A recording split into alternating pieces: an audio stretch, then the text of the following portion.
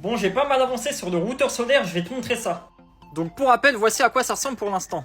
Je me répète, mais son rôle c'est de capter un surplus de production, de l'envoyer vers le ballon d'eau chaude pour moins chauffer la nuit et donc faire des économies. Et donc la dernière fois, je vous avais dit que tout fonctionne pour le moment et que je suis en train de travailler sur l'interface web. Donc là aujourd'hui, je vais vous montrer un petit peu l'avancement. Donc voici notre future interface de monitoring qui sera accessible sur un PC et sur un smartphone. La dernière fois, on a fait ces deux petites cartes.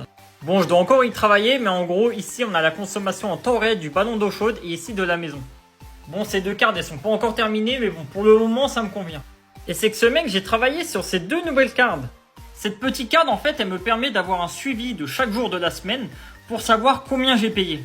Alors, je suis encore en cours de développement, j'ai pas terminé, mais je vais vous montrer déjà l'avancement. Franchement, ça va être grave cool, je pense, à la fin. Là, par exemple, aujourd'hui, on est le jeudi 4 juillet, donc on voit que ça s'arrête à jeudi. Ça, c'est des valeurs en dur. Pour l'instant, faut pas s'y fier. Et là où c'est intéressant, je vais vous montrer, par exemple, quand je place mon curseur sur le mardi, je peux voir en heure pleine, bleu, parce que moi j'ai un forfait tempo, j'ai consommé 1,45 €. Et si je vais sur le site de EDF, que je regarde la journée de mardi, on voit qu'ici je suis à 1,46 €, donc on est vraiment très proche à 1 centime près. Autre exemple, je vais prendre la journée précédente, le lundi, on voit ici que j'ai consommé 2,30 €. Et ici, si je place mon curseur sur le lundi, on voit que j'ai bien mes 2,30 €. Ça veut dire qu'à 1 centime près, je vais trouver les valeurs exactes de consommation de ma maison au fil du temps. Toutes les heures, en fait, notre routeur solaire, il va faire une sauvegarde des données, que ça soit de production, de consommation, si on est en heure pleine, si on est en heure creuse, etc.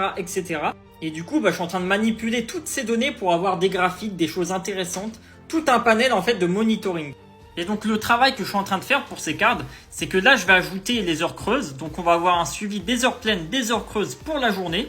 Bon, en sachant que j'ai un forfait tempo, je vais devoir faire pareil pour les heures pleines et creuses, blanches et rouges.